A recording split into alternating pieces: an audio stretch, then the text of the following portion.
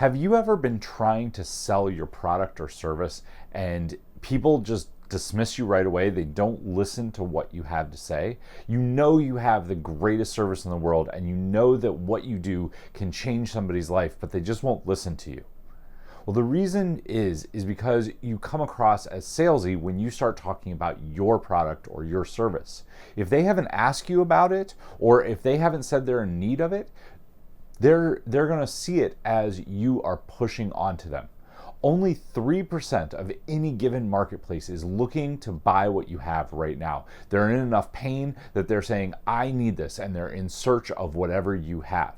Otherwise, the other 97% of the marketplace is floating around.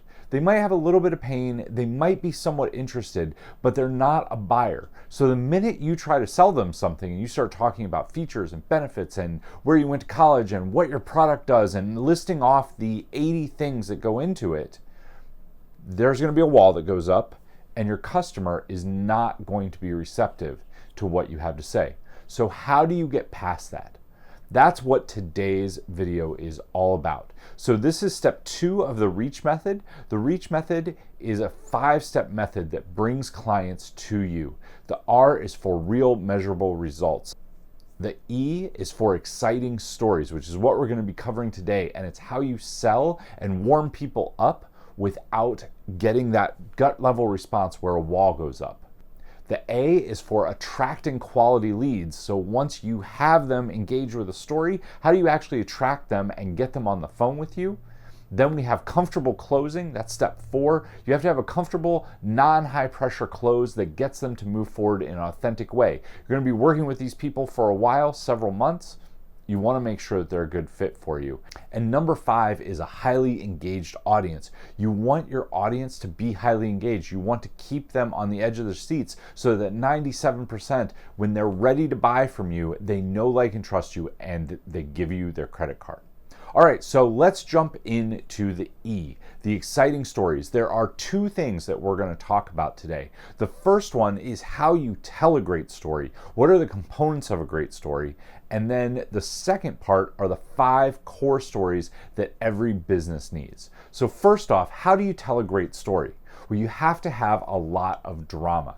If there's not drama, and if there's not something that sucks people in and gets people to start asking questions, then you're not going to be telling a great story and they're going to dismiss it.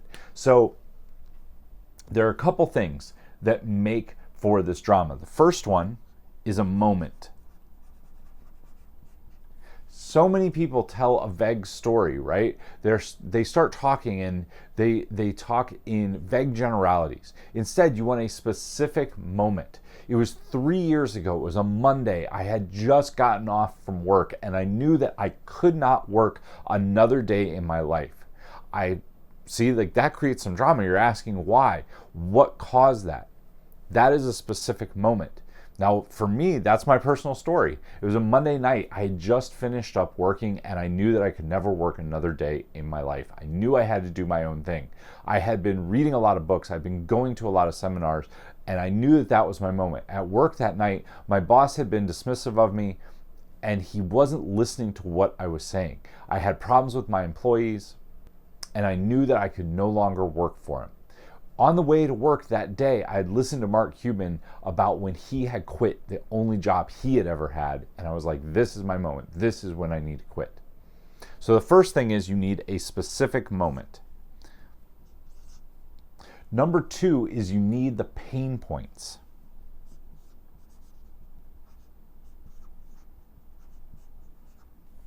Now the pain points come in the first part of our story arc.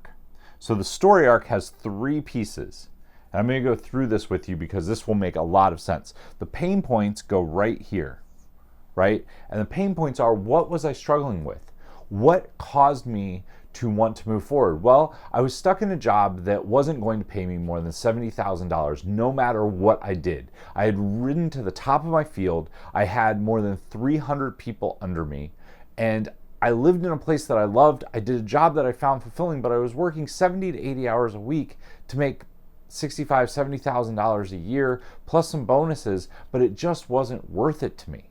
I knew that I could do more. I knew that I wanted to be more. I knew that I had to impact people. And I knew that I wasn't going to be able to do that at my job. See, that's where the pain is. When you tell a story and you start talking about pain points, you want the pain points to be the same pain points that your audience has. It's how they will get to know, like, and trust you. And they'll say, oh my goodness, that person had the same problem. The next piece is your light bulb moment.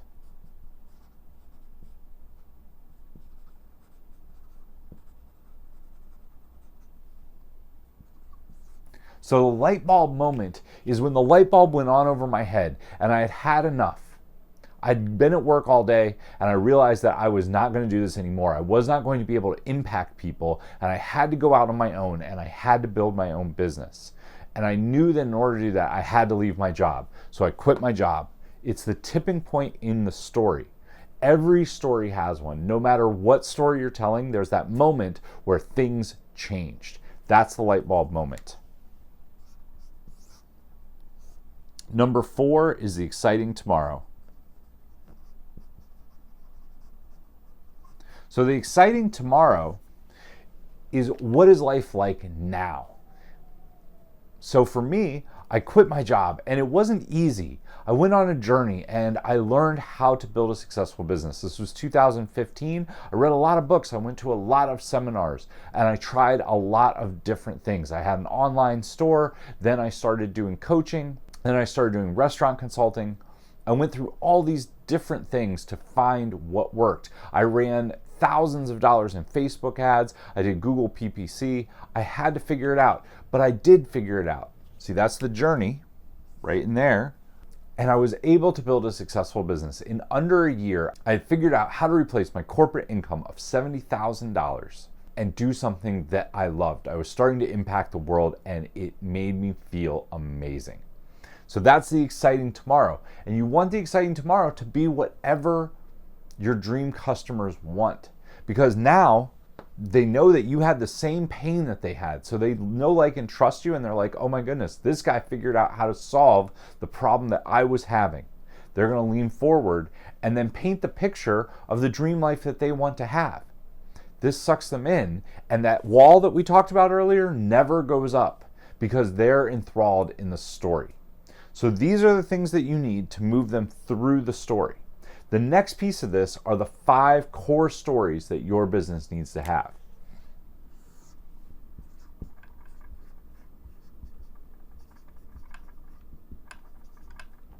So the first one is your 15-word elevator.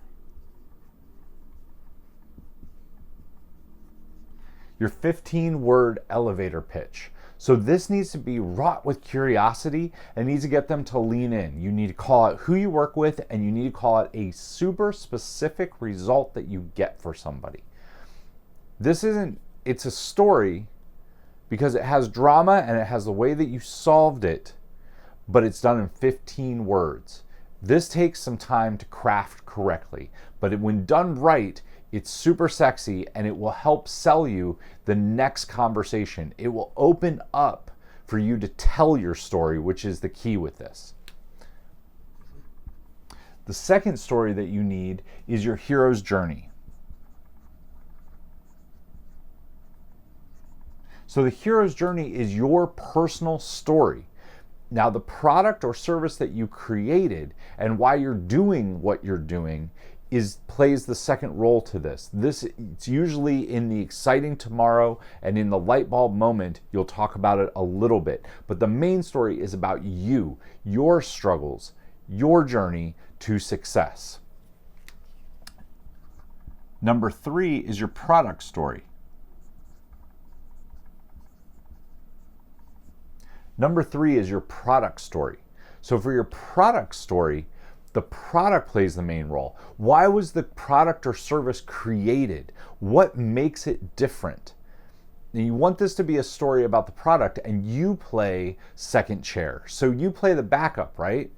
For me, my story, this might be helpful. My story was, I knew I liked to do coaching. So in order to design a product that helped people, I looked at where people were really stuck. Well, they were stuck getting high quality leads. They were stuck doing a closing process that made them feel a lot of pain and anxiety. So how do you remove that? You have a comfortable closing process. You show them how to tell stories, because by telling stories, they bring people in. See how the story around that is about the product, not about me personally. Number four is the value stories.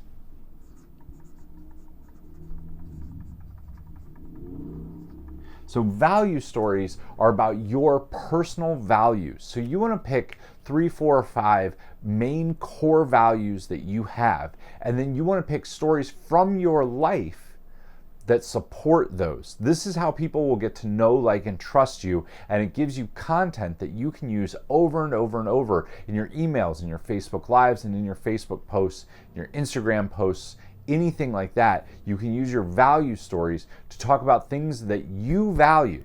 This will attract people to you that have the same values, and it will get people to know, like, and trust you.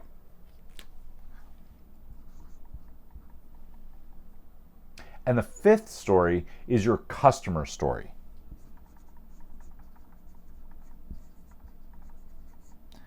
So in your customer story, you want your customer to share about their hero's journey. How did they come to find your product, and what did your product do for them? This is basically a testimonial, but instead of just a plain, boring, vanilla testimonial, you want to use this story arc method with them and walk them through it. If you see anyone who's highly successful in the space, chances are they do this really well. The customer will sit down and say, oh my goodness, I was having this and this pain. If you look at it in the weight loss space, you'll see the customer will sit down and be like, oh my goodness, I was overweight, I couldn't get out of bed, I didn't know what to eat, I didn't know what exercises to do. They're talking about all the pain. And they say, oh my goodness, I found whatever weight loss product it is, right? I found the ketogenic diet and this guy that was teaching it, and oh my goodness, I learned that I could have bacon and I could have steak and I could have eggs and I could have all the foods that I really liked. I didn't have to give anything up other than carbs, and I got to eat all this great food, and I magically lost weight. I started having way more energy, way more mental clarity. I was able to get out of bed in the morning on 4 hours of sleep and absolutely crush my day. And it was all thanks to XYZ's keto product or whatever, right? See how that's the customer journey going through. This prevents that wall that we were talking about from going up, because it's the customer telling a story. So these are the 5 core stories that you need, and this is the way that you tell the stories. If you want to know more about the R.E.A.H method, there are 5 other videos on this on my channel. Feel free to check them out. If you want the workbook that goes with this, there's a link down below that will take you to the free workbook. Click on that link and you'll get it right away in your email box. All right, guys, until next time, take action, change lives, and make money. I'll see you soon.